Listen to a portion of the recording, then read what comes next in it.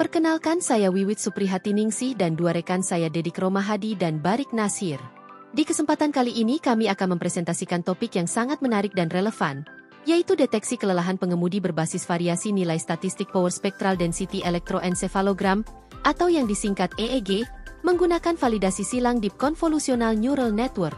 Dalam beberapa menit ke depan, kita akan membahas bagaimana penerapan Deep Learning mampu menjadi metode andal dalam mendeteksi kelelahan pengemudi. Semoga presentasi ini bermanfaat dan membuka wawasan baru bagi kita semua.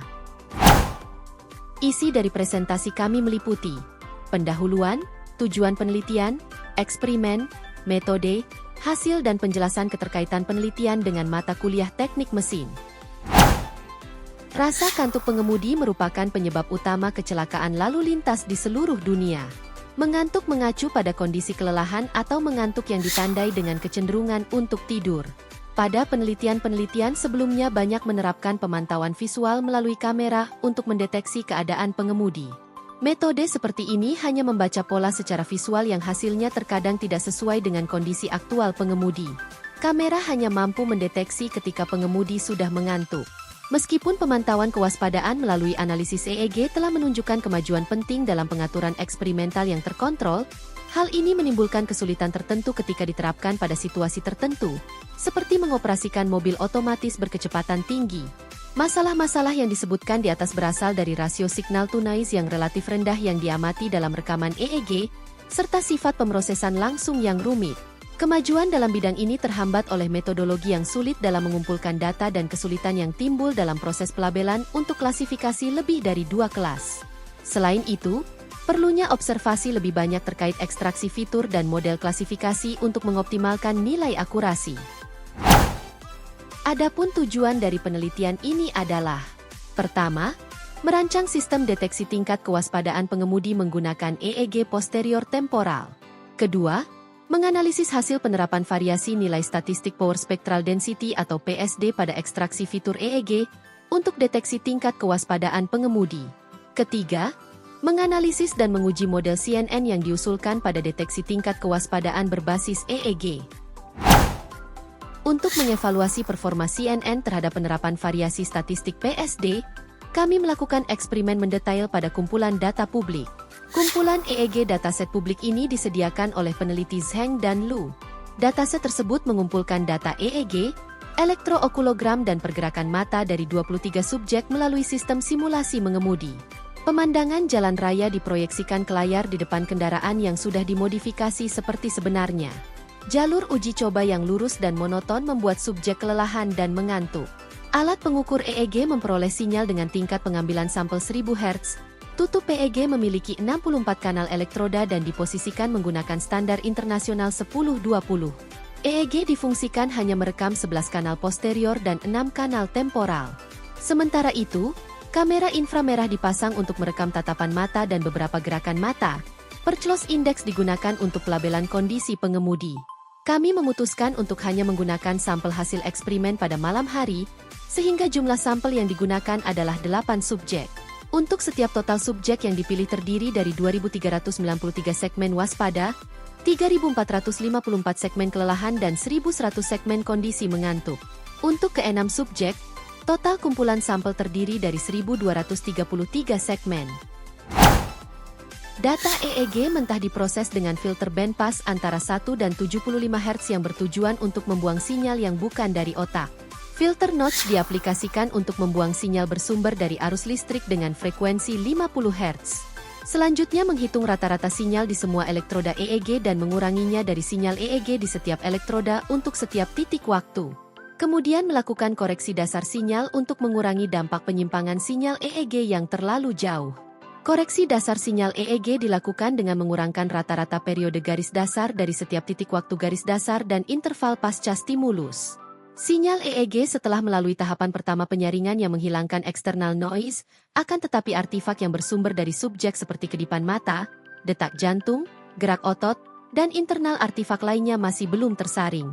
Penerapan penyaringan artifak diperlukan untuk membersihkan sinyal EEG. Independent Component Analysis digunakan untuk menguraikan komponen-komponen sinyal EEG. Pada penelitian ini kami menggunakan algoritma FAST-ICA. Komponen-komponen yang bukan bersumber dari otak akan diseleksi menggunakan algoritma Independent Component Label. Setelah sinyal EEG bersih dari noise dan artifak, pemotongan sinyal menjadi segmen dengan panjang 8 detik dilakukan. Setelah proses pembersihan noise dan artifak, kami menerapkan metode Welch untuk mengonversi sinyal otak dalam domain waktu menjadi domain frekuensi. Karena alasan reduksi dimensi, penggunaan fungsi-fungsi statistik diterapkan, seperti rata-rata, standar deviasi, median, nilai minimum dan maksimum. Disebabkan jumlah sampel antara kelas yang tidak sama, maka dilakukan penggandaan sampel dengan algoritma Synthetic Minority Oversampling Technique. Chi-square adalah metode statistik yang digunakan untuk memilih fitur paling signifikan dari suatu dataset. Ini sangat berguna dalam konteks analisis data kategorikal, saat kita ingin menentukan fitur mana yang memiliki hubungan paling kuat dengan variabel target tertentu. Statistik Chi-square dihitung untuk setiap fitur dalam kumpulan data EEG. Sedangkan Relief F Feature Selection adalah algoritma pemilihan fitur yang populer dan efektif yang terutama digunakan untuk tugas klasifikasi yang diawasi. Relief F dimulai dengan menginisialisasi bobot untuk setiap fitur ke 0. Pada proses iterasi, Relief F mengidentifikasi fitur terdekat dari kelas yang sama dan contoh terdekat dari kelas berbeda. Indeks kelelahan beberapa pasien didistribusikan secara terpusat tanpa outlier. Namun terdapat juga sejumlah besar data yang tidak seimbang. Kelas dengan sampel terbanyak menunjukkan kondisi berlabel kelelahan.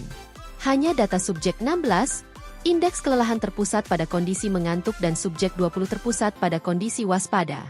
Kumpulan data pada subjek 5, subjek 14, subjek 15, dan subjek 16 menunjukkan distribusi sampel yang lebih merata, sehingga mendorong kami untuk memilih sampel tersebut untuk analisis lebih lanjut. Model konvolusional neural network terdiri dari beberapa lapisan neuron, termasuk lapisan konvolusional, lapisan penggabungan, dan lapisan yang terhubung sepenuhnya, masing-masing dirancang untuk mengekstrak fitur yang relevan dari data masukan.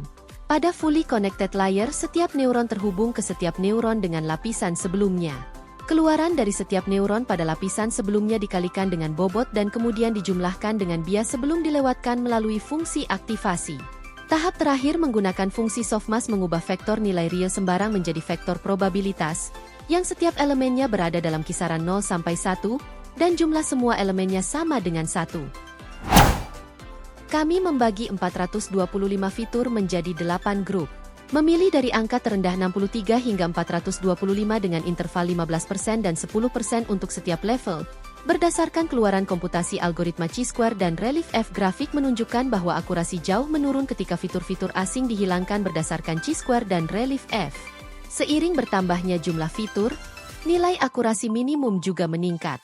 Dengan 382 fitur dari seleksi algoritma Chi-square memiliki akurasi yang paling tinggi. Sehingga jumlah fitur sebanyak 382 dari seleksi algoritma Chi-square kami pilih sebagai penyeleksi fitur di tahapan klasifikasi berikutnya. Pada klasifikasi ini dilakukan pelatihan pada sampel di setiap subjek yang dibagi menjadi 5 bagian. 4 bagian dijadikan sebagai sampel pelatihan dan sisanya sebagai tes. Proses ini diulangi terus-menerus, hingga setiap bagian sudah dijadikan sampel untuk tes. Pada pengujian intrasubjek, data untuk pelatihan dan pengetesan bersumber dari subjek yang sama. Dari hasil akurasi setiap subjek menunjukkan performa CNN bagus, dengan nilai akurasi rata-rata sebesar 87,38%. Klasifikasi antar subjek bertujuan untuk mengklasifikasikan sampel data secara kolektif dari beberapa individu atau subjek yang berbeda. Konfusi matriks menunjukkan performa CNN yang masih baik meskipun diterapkan pada data lintas subjek, di mana data yang dilatih jauh lebih banyak dan memiliki distribusi yang berbeda-beda. Pada klasifikasi ini kami menggabungkan semua data dari 8 subjek, lalu membaginya 70% untuk data latih dan sisanya sebagai data tes. Performa klasifikasi terbaik saat CNN dihadapkan pada data berlabel mengantuk, dan paling lemah saat mengenali data berlabel kelelahan. Nilai akurasi keseluruhan model adalah 84,43%. Dari serangkaian analisis yang kami lakukan, kesimpulannya adalah sistem deteksi tingkat kewaspadaan pengemudi menggunakan EEG pada sisi posterior temporal berhasil dibangun. Kami memanfaatkan data EEG mentah yang didapatkan dari kumpulan data publik yang selanjutnya melalui tahapan pra-pemrosesan, ekstraksi fitur, optimasi fitur, Dan terakhir klasifikasi menggunakan CNN. Ekstraksi fitur dari 5 jenis pita frekuensi menggunakan metode Welch yang menghasilkan domain frekuensi berjenis power spectral density. Setiap pita frekuensi berbentuk PSD diekstraksi kembali menggunakan 5 jenis perhitungan statistik sehingga total fitur yang didapatkan berjumlah 425. Fitur yang diseleksi menggunakan algoritma chi-square berjumlah 382 memiliki nilai akurasi paling tinggi. Model klasifikasi berjenis CNN dibangun menggunakan 4 lapisan konvolusi. Setiap lapisan konvolusi didukung fungsi aktivasi ReLU dan normalisasi. Dihubungkan pada jaringan saraf multilapisan dengan keluaran 3 kelas. Setelah pelatihan sebanyak 300 epoch, CNN mampu mengenali sebagian besar data saat pengetesan. Nilai akurasi rata-rata pada klasifikasi intrasubjek sebesar 87,38%, sedangkan klasifikasi pada lintas subjek memiliki akurasi rata-rata 84,43%. Pemrosesan sinyal dan pembelajaran mesin adalah 2 topik yang semakin penting di bidang teknik mesin, terutama dalam konteks industri 4.0 dan pemeliharaan prediktif. Berikut adalah beberapa mata kuliah di jurusan teknik mesin yang mencakup kedua topik tersebut. Pertama, getaran mesin. Analisis sinyal getaran digunakan untuk memantau dan mendiagnosis kondisi mesin. Teknik pemrosesan sinyal seperti fast Fourier transform digunakan untuk menganalisis frekuensi sinyal elektroensefalogram. Kedua, mekatronika. Mata kuliah ini mencakup integrasi sistem mekanik, elektronik, dan perangkat lunak. Pemrosesan sinyal diperlukan untuk menginterpretasikan data dari sensor elektroensefalogram dan mengendalikan sistem mekanik. Ketiga, perawatan mesin. Mata kuliah ini mengajarkan teknik-teknik untuk memprediksi kegagalan mesin dan melakukan diagnostik menggunakan data sinyal. Pembelajaran mesin digunakan untuk menganalisis data elektroensefalogram dan membuat model prediktif. Kelima, sistem kendali. Mata kuliah ini mencakup teknik-teknik pemrosesan sinyal yang digunakan dalam sistem kendali dan instrumentasi canggih. Pembelajaran mesin dapat diterapkan untuk meningkatkan kinerja sistem kontrol. Keenam, pembelajaran mesin. Mata kuliah ini fokus pada penerapan algoritma pembelajaran mesin dalam konteks teknik mesin. Topik-topik yang dibahas meliputi regresi, klasifikasi, clustering, dan jaringan saraf tiruan.